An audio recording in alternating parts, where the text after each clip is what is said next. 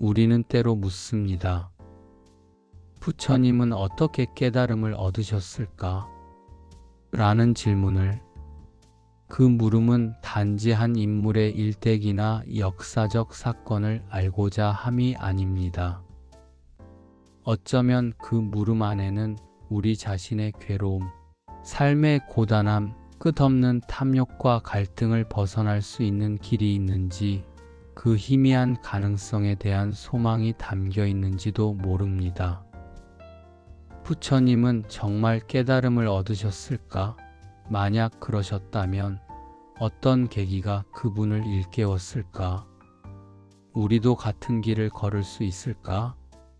지금으로부터 약 2600여 년 전 인도 북부의 룸비니에서 한 왕자가 태어났습니다. 이름은 시다르타.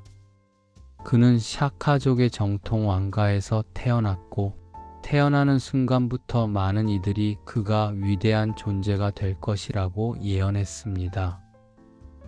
어떤 이는 그가 인류를 구원할 성인이 될 것이라 했고, 어떤 이는 그가 전 무리를 통솔할 성군이 될 것이라 했습니다.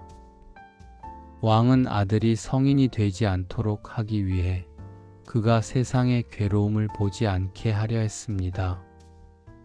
시다르타는 아름다운 궁궐에서 언제나 젊고 건강한 사람들과 즐거운 풍경만을 보며 자랐습니다.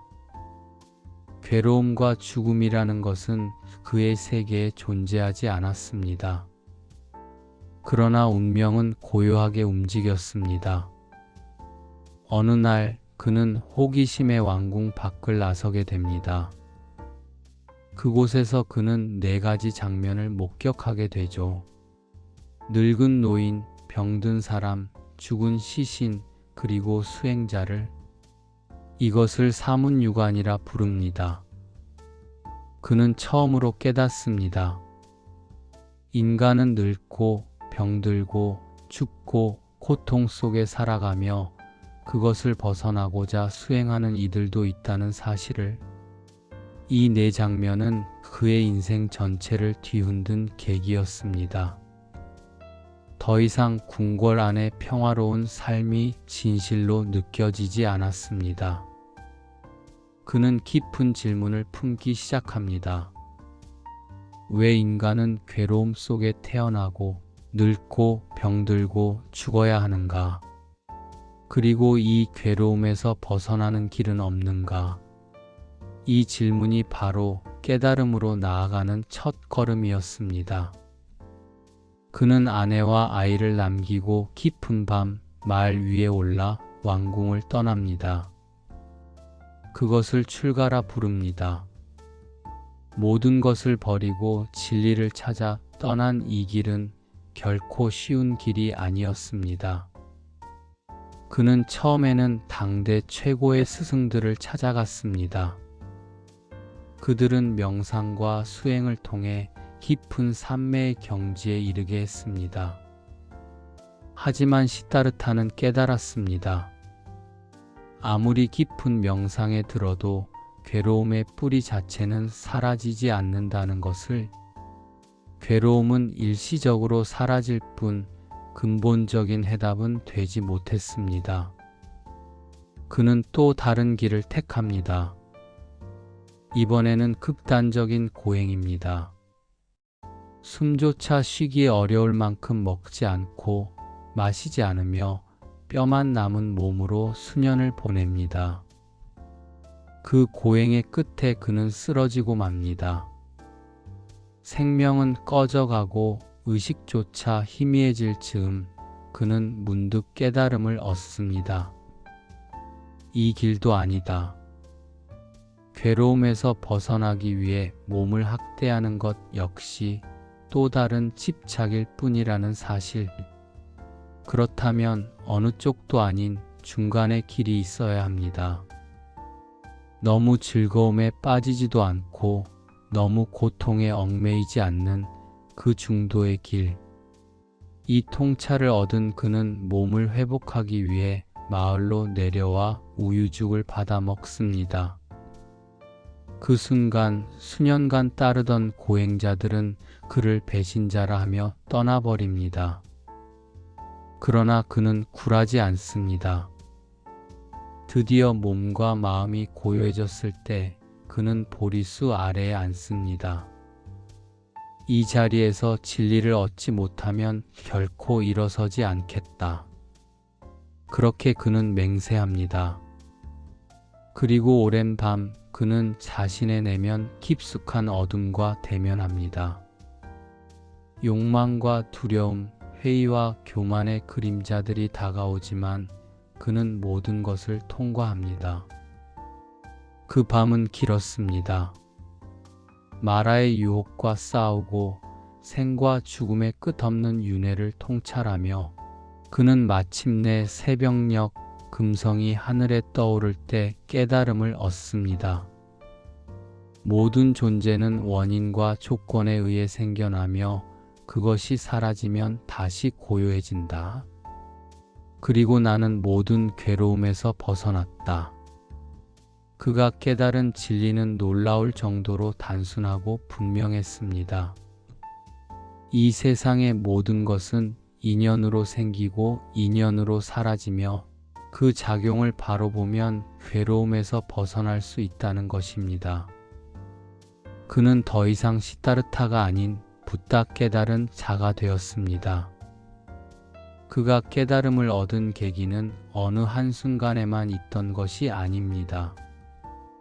노인의 얼굴, 병든 몸, 차가운 죽음, 길을 떠난 수행자, 숱한 명상과 고행, 그리고 마지막으로 보리수 아래에서의 침묵.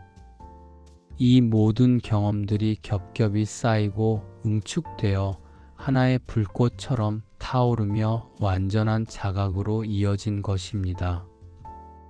이야기를 듣다 보면 우리는 문득 멈추게 됩니다. 나 또한 언젠가 늙고 병들고 죽을 수밖에 없는 존재라는 사실을 외면하지 않게 되고 어떻게 살아야 할 것인가라는 질문이 내 안에서 조용히 피어오릅니다. 부처님의 깨달음은 단지 역사 속의 사건이 아닙니다. 그것은 지금 이 순간 나의 고통 속에서도 피어날 수 있는 가능성입니다. 부처님은 고통을 멀리한 것이 아니라 그 고통을 깊이 바라보았습니다. 회피하지 않고 외면하지 않고 마침내 그 고통이 어디에서 비롯되고 어디로 흘러가는지를 꿰뚫었습니다. 그렇게 하여 그는 자유로워졌고 우리에게도 그 길을 열어주었습니다. 부처님의 생애에서 우리가 얻을 수 있는 가장 큰 가르침은 이것일지도 모릅니다. 고통을 없애는 유일한 길은 고통을 제대로 바라보는 것, 삶의 본질을 마주하는 것, 그것을 피해 다른 길로 도망가려 할 때 고통은 더 커지고 더 집요해집니다. 하지만 그 고통의 근원을 직시하고 그것이 인연 따라 생긴 것임을 이해할 때 우리는 더 이상 그것에 붙잡히지 않게 됩니다. 그리고 그 자리에 자유와 자비와 평화가 피어납니다. 우리도 언젠가는 마음의 보리수 아래 앉아 보아야 합니다. 우리 각자의 괴로움, 각자의 질문, 각자의 인생 앞에 앉아 조용히 묻고 또 기다리는 시간.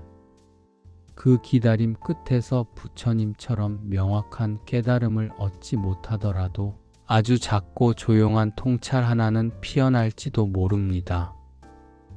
이 또한 지나가리라. 모든 것은 인연 따라 생기고 인연 따라 사라진다.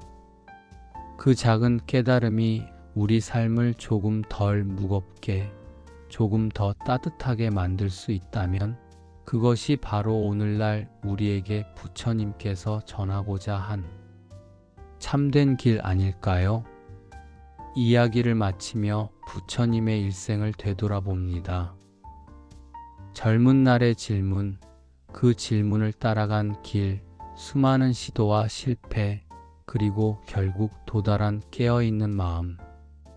우리도 그 여정 속 어딘가를 걷고 있습니다.